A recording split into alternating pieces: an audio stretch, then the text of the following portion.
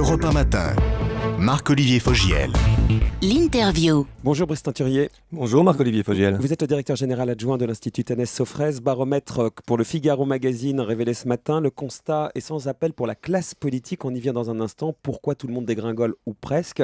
Avec évidemment pour le président de la République une cote en forte baisse, 26%. Il faut rappeler qu'en 2007, il était à plus de 60%. Qu'est-ce qui explique cette dégringolade-là déjà ? Oui, la baisse est très forte, elle est continue, c'est un nouveau palier. Ce qu'il explique, c'est, je crois, le climat de ces derniers jours.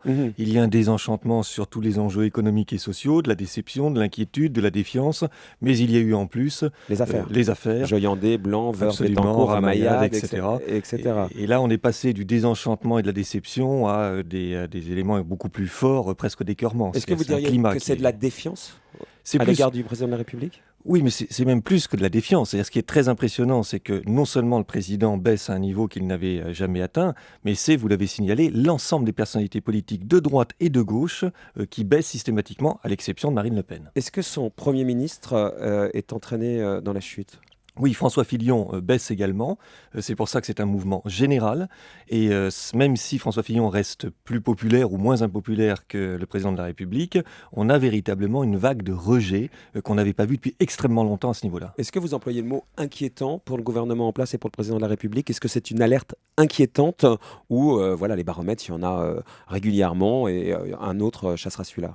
Non, je crois que c'est quelque chose, que c'est un signe qu'il faut prendre au sérieux. Je relativise souvent les résultats d'enquête qui effectivement peuvent fluctuer. Là, malgré tout, il y a une alerte, il y a un signal qui est fort, qui est envoyé et qui est très clair, me semble-t-il. Alors, on parle du président, de son gouvernement. Est-ce que ça vaut pour les socialistes ?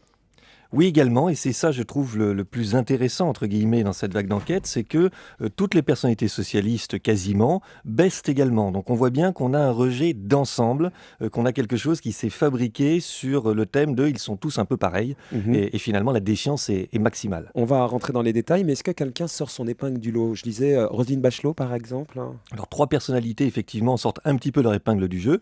Roselyne Bachelot, et là, c'est l'effet de la visibilité de ses prises de position lors de la Coupe du Monde de football, bien entendu. Dominique de Villepin également, qui monte un petit peu. Dans la contestation face à Nicolas Sarkozy. Voilà. Donc.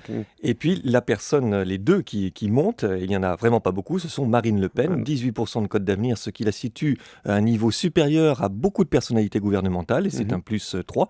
Et puis également Jean-Marie Le Pen, qui est à plus 1, derrière Marine Le Pen, mais on voit bien que ce sont ceux qui contestent le système, qui ont profité de toute cette vague qu'on a eue au cours des derniers jours, des dernières semaines. Alors, sans être dans le catastrophisme, est-ce que cette situation est comparable aux années 30 où la classe politique était haïe par les Français ? Non, je ne crois pas qu'il faille faire la comparaison avec les années 30. On n'en est pas là ou pas encore là, heureusement. Pas encore là, vous dites quand même. Pas encore là.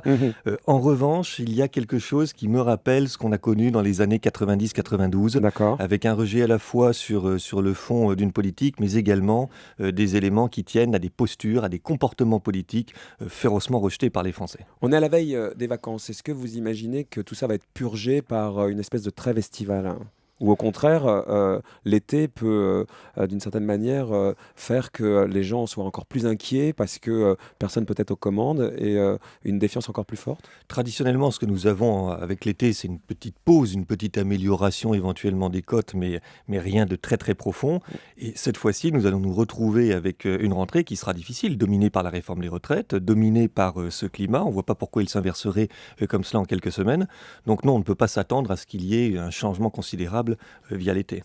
Alors, en revanche, en octobre, novembre, un remaniement, on en parle depuis ce matin. Est-ce qu'il est de nature, à votre avis, à renverser la vapeur ? Est-ce qu'en changeant beaucoup de ministres, Michel Grossier en parlait dans sa revue de presse, apparemment, ça serait un gros remaniement, peut-être un gouvernement resserré. Est-ce que ça aura tendance à renverser la vapeur, à votre avis ? Renverser la vapeur, peut-être pas ou sans doute pas, mais en revanche, ce remaniement me paraît, au vu de cette enquête, et pas seulement, absolument nécessaire. On voit bien qu'effectivement, le président de la République, là, doit envoyer un signe fort à l'opinion, et introduire un certain nombre de changements au sein de son gouvernement. Dans l'opposition au PS, qui s'en sort mieux ? Tout à l'heure, Lionel Jospin est l'invité de Jean-Pierre Elkabbach.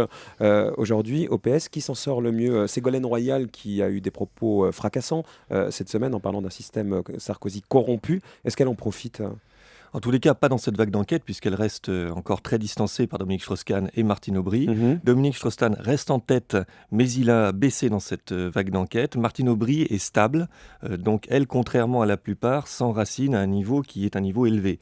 Les deux sont malgré tout avec des positionnements différents, puisque DSK est très populaire chez les sympathisants de droite, tout autant que chez les sympathisants de gauche, et Martine Aubry a un ancrage beaucoup plus fort à gauche et un rejet beaucoup plus fort à droite. Les deux, en tous les cas, dominent largement les autres personnalités. Vous parliez de Marine Le Pen et de son père, Jean-Marie Le Pen. Est-ce que Nicolas Sarkozy ne s'est dit plus suffisamment la droite de la droite? Quand vous voyez aujourd'hui sa cote baisser, c'est là qu'il perd beaucoup? Oui, vous avez tout à fait raison, c'est le fait important. S'agissant de Nicolas Sarkozy, auprès des sympathisants UMP, les choses sont stables, il reste à un niveau élevé, 80% de confiance.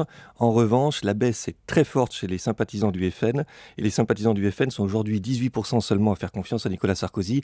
Ils étaient plus de 60% au début. Ah oui, carrément. Pour terminer, tous les ministres concernés par les affaires, Jean-Andé, Blanc, Woerth, Ramayad, est-ce que eux précisément, ils dégringolent? Par exemple, Ramayad, qui était tellement sympathique pour les Français, est-ce qu'elle paye aujourd'hui ses déclarations contre les Bleus, son hôtel réservé quand même, puis annulé?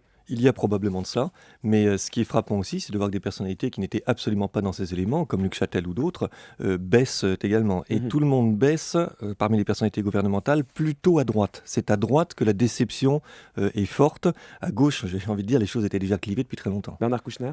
Bernard Kouchner baisse beaucoup et là sur plusieurs niveaux, c'est lui qui enregistre la plus forte baisse et il baisse aussi bien à droite qu'à gauche et à peu près dans toutes les catégories. Merci Brice Teinturier, directeur général adjoint de l'Institut TNS Sofres. Merci à vous de votre éclairage sur Europe 1. Marc-Olivier Fogiel. Europe 1 matin.